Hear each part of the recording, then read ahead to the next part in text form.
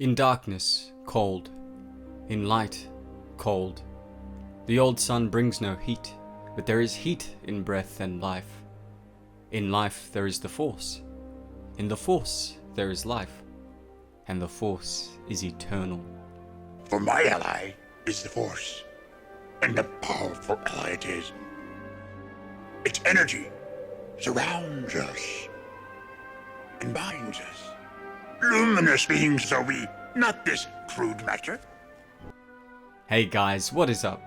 Niyat here with Film Comics Explained, and today we'll be taking a look at the mystical and often misunderstood Force as seen in the expanded Star Wars universe.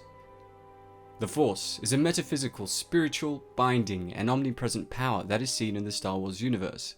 It is essentially an energy field that connects all living things in the galaxy, and is what gives both the Jedi Order and the Sith their powers. The Force has existed in the galaxy for well over 25,000 years, prior to the era of the Galactic Civil War. The Force has been viewed in many different aspects, including but not limited to the light side, the dark side, the living force, the unifying force, the cosmic force, and the physical force. The first two aspects are concerned with the moral compass of the Force, as manifested by the conduct and emotions of living creatures, who are themselves part of the fabric of the Force. Since Disney's acquisition of Star Wars, much of the old lore and history has now been reserved to the place of Star Wars legends, until Disney decided to make it canon by adding it to their films. With this in mind, I thought it would be a good idea to go over many of the aspects concerning the Force, to prepare you for any surprises that may pop up in future movies.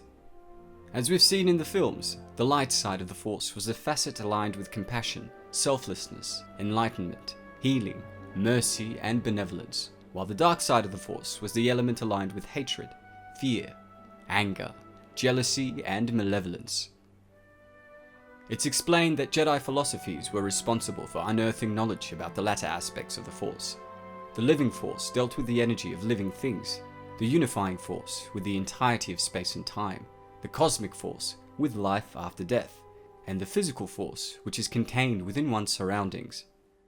Keep your concentration here and now where it belongs. But Master Yoda said I should be mindful of the future. But not at the expense of the moment. Be mindful of the living Force, young Padawan. Yes, Master. One misconception is that specific abilities or powers were only usable by a follower of a particular path of the Force, but that's not exactly the case, as the Jedi have used the dark side of the Force, and the Sith have also used the light at some stage. For example, during the battle on Naboo between Obi-Wan and Darth Maul, I always felt that initially Obi-Wan was being driven by hatred and anger after his master was slain by Maul. Though the Force was thought to flow through every living thing, its power could only be harnessed by beings described as being Force-sensitive. Force-sensitive beings were able to tap into the Force to perform acts of great skill and agility. What I thought was interesting is that the Force also partially existed inside the life forms that used it and drew energy from their emotions. In the prequel films, it's explained that Force sensitivity was correlated with and sometimes attributed to a high count of internal microorganisms called midichlorians that were found in a Force-sensitive's blood. Essentially, the higher the count, the greater the being's potential Force ability was, though there were some exceptions to this rule. Now, the midichlorians are essentially what connected the living Force to the cosmic Force and allowed a Force-sensitive individual to feel the will of the Force. The midichlorians are also believed to have originated on the wellspring of life, which is essentially a planet containing life imbued with the Force. Over time, the Jedi Order became the most well-known practitioners of the ways of the Force, although the galaxy hosted many other religions, observers, and users of the Force. Thousands of years prior to the Clone Wars, the Jedi Order and the individuals who became the Sith were considered brothers in the Force. This unity fractured, however, during the period of time known as the 100-Year Darkness, when a rogue Jedi began thinking that the true power of the Force lay not through contemplation and passivity, but through action. He also believed that only by tapping into the dark side could the full extension of the Force be reached. Obviously, the Jedi disagreed with these radical notions, and the fallen Jedi was outcast. He eventually gained many followers and created a new order, which resulted in the formation of the Sith. As the division between the Jedi and Sith grew, their open hostility eventually turned to war. This, I believe, was an effort to control both the galaxy and to impose their own philosophy with regards to the Force and how it should be practiced. These wars would rage for centuries, and many worlds were broken by their conflict, such as Morabad, which the Sith were eventually forced to abandon, and Malachor, the site of an enormous battle that left the planet scorched with no survivors on either side. I briefly talked about this in my Kylo Ren explanation video, and will leave links to this below. Eventually, in the waning days of the Old Republic, Sith infighting had led to their downfall, and the Jedi finally emerged victorious. The Galactic Republic emerged from the ruins of the previous regime, and with the Jedi as its guardians and advisors, they expanded throughout the galaxy and began an age of peace and prosperity which would last for 1,000 years. However, despite the Jedi's victory and the fact that the Force was now dominated by their light side philosophy, the Sith had secretly survived. The sole surviving Sith Lord was named Darth Bane, and realizing that the Sith's defeat had come from their infighting and greed, he created a new guiding principle for their order, known as the Rule of Two.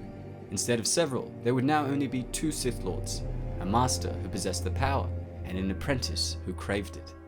As such, the infighting of the past no longer occurred as Bane had planned, and the Sith were able to eventually regain their power in secret until the time was right for them to have their revenge on the Jedi and claim their rule over the galaxy.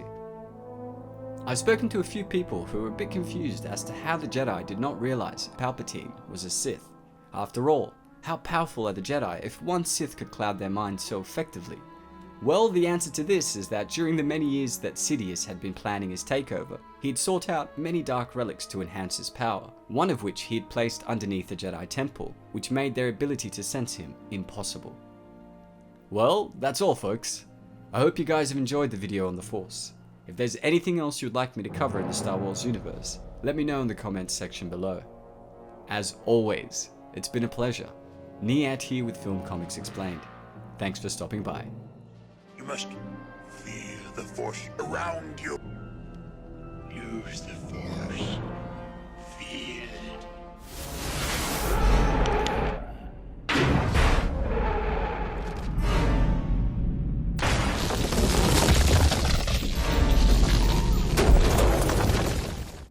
Even you.